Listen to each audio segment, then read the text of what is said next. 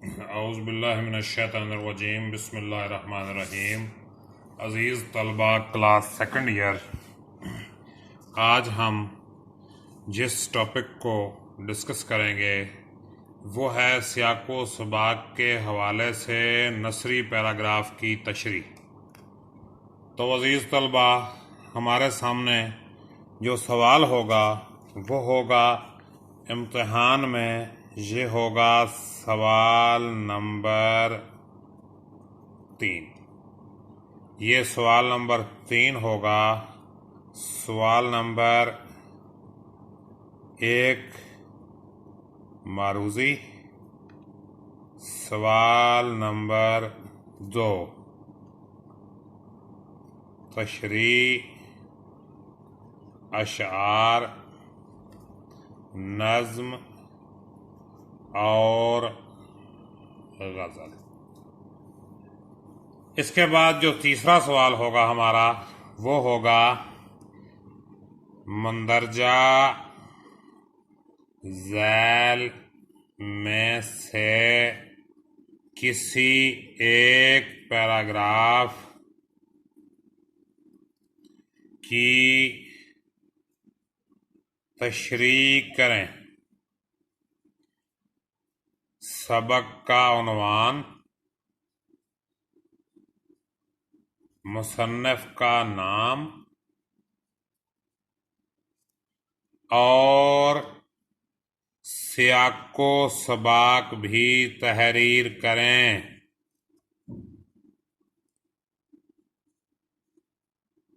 جی تو عزیز طلباء، سوال آپ کو سمجھ آ گیا ہوگا کہ اس میں کیا چیز پوچھی جائے گی۔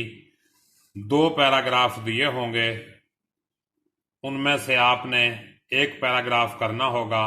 ظاہر ہے جب 2 کا انتخاب آپ کے سامنے ہو تو سوچ سمجھ کر ایک پیراگراف آپ نے منتخب کرنا ہے۔ یعنی پہلا سٹیپ جو آپ کا ہے وہ آپ نے لینا ہے کہ تشریح کے لیے پیراگراف منتخب کریں۔ یعنی آپ چنیں، سلیکٹ کریں پیراگراف کہ آپ کون سا پیراگراف جو ہے کرنا چاہتے ہیں۔ اس کے بعد آپ نے کیا کرنا ہے، سب سے پہلے سبق کا عنوان اور مصنف کا نام لکھنا ہے۔ تو آپ نے لکھنا ہے سبق کا عنوان۔ ہمارا پہلا سبق ہے، اس کا عنوان ہے مناقب عمر بن عبدالعزیز۔ مناقب عمر بن عبدالعزیز، تو یہ ہمارا سبق کا عنوان ہوگا۔ یہ بات یاد رکھیں کہ سبق کا عنوان وہی لکھنا ہے جو آپ کی کتاب میں دیا گیا ہو۔ یعنی اپنی کتاب میں دیے گئے سبق کے عنوان سے ہٹ کے آپ نے سبق کا کوئی اور عنوان نہیں لکھنا۔ یعنی آپ عمر بن عبدالعزیز کی زندگی، عمر بن عبدالعزیز کی خوبیاں، عمر بن عبدالعزیز کی صفات، یہ آپ نہیں لکھ سکتے، بلکہ جو کتاب میں سبق دیا ہوا ہے مناقب عمر بن عبدالعزیز، اسی کو ہی آپ لکھیں گے۔ اس کے بعد آگے چیز آتی ہے مصنف کا نام۔ مصنف کا نام علامہ شبلی نعمانی ہے، تو آپ نے علامہ شبلی نعمانی ہی لکھنا ہے، اور یہاں بھی آپ نے وہی نام لکھنا ہے جو کتاب میں دیا ہے۔ مثلا علامہ شبلی نعمانی کو آپ مولانا شبلی نعمانی لکھ سکتے ہیں، صرف شبلی نعمانی لکھ سکتے ہیں، لیکن یہ نہیں لکھ سکتے کہ محمد شبلی یا شبلی خان یا شبلی علی، یہ آپ نہیں لکھ سکتے، بلکہ جو اس کا نام کتاب میں دیا ہوا ہے وہی آپ لکھیں گے۔ سبق کا عنوان ہوتا ہے اور مصنف کا نام ہوتا ہے۔ لکھتے ہوئے یہ بات ذہن میں رکھیے گا کہ سبق کا عنوان ہوگا اور مصنف کا نام ہوگا۔ تو یہ دونوں ایک ایک نمبر کے ہوں گے، یعنی 1 نمبر سبق کا عنوان لکھنے کا اور 1 نمبر مصنف کا نام لکھنے کا۔ اس کے بعد ہم آگے چلتے ہیں آگے جو ٹاپک ہے وہ ہے سیاق و سباق۔ سیاق و سباق کیا ہے؟ یہ کافی الجھا ہوا موضوع ہے اور اساتذہ کا بھی اس میں کافی اختلاف ہے۔ وہ کہتے ہیں کہ سیاق و سباق کیا ہے۔ بہرحال میں اپنے حساب سے اور جو اپنے اساتذہ سے سیکھ چکا ہوں اس کے حساب سے آپ کو بتا رہا ہوں کہ سیاق و سباق دو طرح کا ہوتا ہے۔ ایک سیاق و سباق اجمالی، دوسرا سیاق و سباق مثالی۔ اب اجمالی اور مثالی میں کیا فرق ہے؟ پہلے اجمالی کی بات کرتے ہیں۔ اجمالی سیاق و سباق میں پیراگراف کا موقع محل کیا ہوگا؟ یعنی یہ پیراگراف سبق میں کس جگہ ہے، یعنی پیراگراف سبق کے شروع میں، درمیان میں یا آخر میں ہے۔ یعنی آپ نے لکھنا ہے سیاق و سباق، آپ جو بھی لکھیں، اجمالی لکھیں یا مثالی لکھیں، اس میں آپ کو یہ ضرور لکھنا پڑے گا کہ یہ پیراگراف سبق کے شروع سے لیا گیا ہے، درمیان سے لیا گیا ہے یا آخر سے لیا گیا ہے۔ سبق کے شروع سے، سبق کے درمیان سے یا سبق کے آخر سے یہ پیراگراف لیا گیا ہے۔ اس کے بعد آپ نے کیا لکھنا ہے اجمالی سیاق و سباق میں؟ اس کے بعد سبق کا مرکزی خیال خلاصے کے انداز میں 10 تا 12 سطروں میں لکھ دیں۔ یعنی آپ نے پیراگراف کے بارے میں لکھنا ہے کہ یہ سبق کے شروع سے لیا گیا ہے، درمیان سے لیا گیا ہے یا آخر سے لیا گیا ہے۔ اس کے بعد آپ نے سبق کا مختصر ترین خلاصہ جو ہے 10 سے 12 لائنوں میں لکھ دینا ہے۔ یہ ہمارا ہوگا اجمالی سیاق و سباق۔ اور سیاق و سباق کے کل نمبر ہوتے ہیں 3۔ یہ 3 نمبر کا پورشن آئے گا۔ کل اس سوال کے 15 نمبر ہوں گے، جن میں سے ہم 5 نمبروں کا حساب کر چکے ہیں۔ 1 نمبر سبق کا عنوان، 1 نمبر مصنف کا نام لکھنے کا اور 3 نمبر سیاق و سباق کے۔ یہ ہو گیا اجمالی سیاق و سباق۔ اور اس کے بعد ہم بات کرتے ہیں مثالی سیاق و سباق کی۔ تو عزیز طلبہ، مثالی سیاق و سباق، مثالی سیاق و سباق یہ لکھنا ذرا مشکل ہوتا ہے اور ہر پیرے کا مختلف ہوگا۔ اجمالی سیاق و سباق پورے سبق کا ایک ہی ہوتا ہے، صرف وہ سطر تبدیل ہوتی ہے کہ یہ پیراگراف سبق کے شروع سے لیا گیا ہے، درمیان سے لیا گیا ہے یا آخر سے لیا گیا ہے۔ مثالی سیاق و سباق میں ایسا نہیں ہوتا، یہاں ہر پیراگراف کا سیاق و سباق مختلف لکھا جائے گا۔ اس طرح کے سیاق و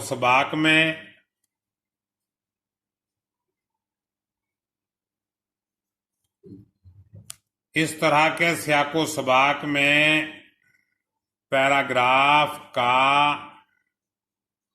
محل وقوع لکھنے کے بعد پیراگراف سے پہلے آنے والی بات اور پیراگراف سے بعد والی بات کو مختصر طور پر بیان کر دیں۔ یعنی مثالی سیاق و سباق میں کیا ہوگا کہ ہم نے پیراگراف سے پیچھے والی بات اور پیراگراف سے آگے والی بات کو مختصر طور پہ اپنے الفاظ میں بیان کرنا ہے۔ اس کی لمبائی بھی 10 تا 12 सत्रों पर मुश्तमिल होनी चाहिए, यानी इस पर भी आपने 10 से 12 सतरें ही लिखनी हैं, इससे ज्यादा नहीं। इसके बाद सियाको सबाक के बाद जो हमारा टॉपिक आता है, उस टॉपिक को हम कहेंगे तशरीह। तशरीह का मतलब है बात को खोलकर बयान करना, बात को पूरी वजाहत के साथ बयान करना। इसके बाद जो चीज आएगी हमारी वो है तशरीह। तशरीह का मतलब है बात को खोलकर बयान करना, बात को खोलकर बयान करना। तो ये तशरीह जो है, इसमें हमने क्या करना है, यानी उस पैराग्राफ को हमने क्या करना है, मुश्किल अल्फाज की जगह आसान अल्फाज इस्तेमाल करने हैं।